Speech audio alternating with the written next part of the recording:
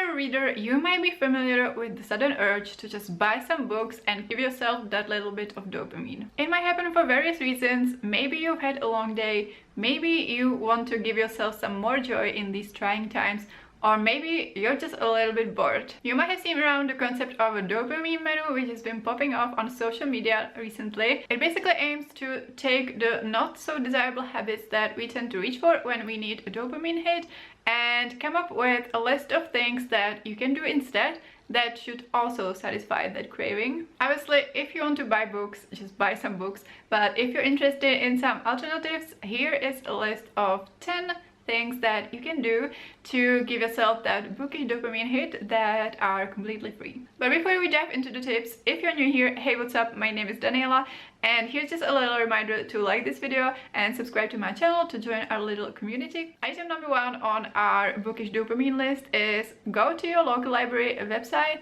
browse through their new acquisitions in their catalog, and save the ones that you're intrigued about to your library wish list. Library books are just an amazing way how to get the dopamine of new books without having to actually spend money on them. It's one of my favorite things to do, to go to my library's website and go to the news section, and then I'm in the Czech Republic, so most of the books will be in Czech, but I can filter based on languages, so I just filter everything that's in English, and if there's something I'm intrigued about, I just save it to my library wish list, or I just put a hold on it immediately, and in the long run, this saves me so much money. Going to the library in person will obviously also do the trick, but it requires more energy and more time, whereas browsing online and seeing what's interesting is low effort and higher reward. Number 2 is find a new booktuber to watch. So buying books is exciting, but you know what's also exciting? Finding new amazing creators to watch. In the past, I did a whole video on how you can find new favorite bookish creators, but one of my favorite ways is to just type like your recently favorite book into the YouTube search bar, or type in a type of video that you really love to watch. So for me, I really love to watch book unhauls, so I just regularly type book unhaul 2025 or something, you know, into the search bar on YouTube, and this way I'm able to find so many new people, and I already know that they make some of the content that I love to watch the most. Number 3 is catch up on logging your read books on your reading platform of choice or your own spreadsheet. Maybe it is just my nerdy nature, but I absolutely love doing this, and yeah, maybe it's a good idea to actually log your books before you buy new ones, just saying. Number 4 is write a review of a book that you recently loved or hated and post it on a bookish platform or your social media. So I think this can actually also give you some dopamine, and it's so nice to, you know,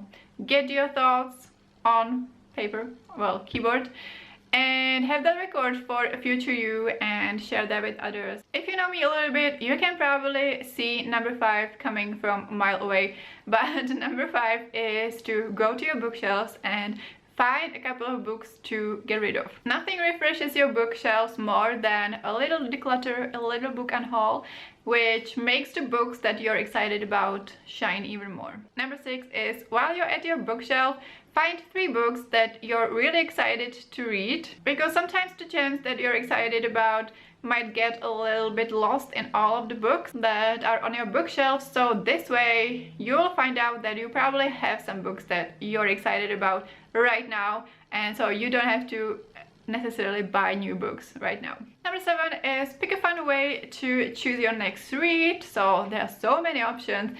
You can do a color wheel, you can do a pet pick, you can ask your friends in a group chat, on Discord, on your social media, and only give them vague hints to make it more interesting, or just ask them to give you a prompt, and this might spark some more excitement for your next read. Number 8 is find a fun readathon to join. So nowadays there are so many readathons happening every month, and they can give you dopamine in multiple ways. There is usually a fun theme that readathon is based about, or it has a theme or supports a cause that may be close to your heart. Readathons are community-based events, so there is the dopamine of meeting new people and interacting with them. A lot of the readathons are game-based or competitive in some way, so you can collect points, fulfill challenges, and that's very dopamine friendly. Number 9 is look up fan art or extra content for your favorite books. This can give you some more excitement for books that you already love without buying new ones.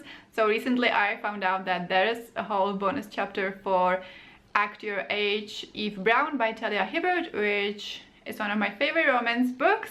So that definitely brought me a lot of joy. So no matter the genre, there might be some bonus content, either fan-based or from the author, that you might find, and it can give you that extra excitement. And then number 10 is to put on an audiobook and go on a really long walk. I think that if you walk far enough, you will exhaust yourself enough to not be thinking about buying books.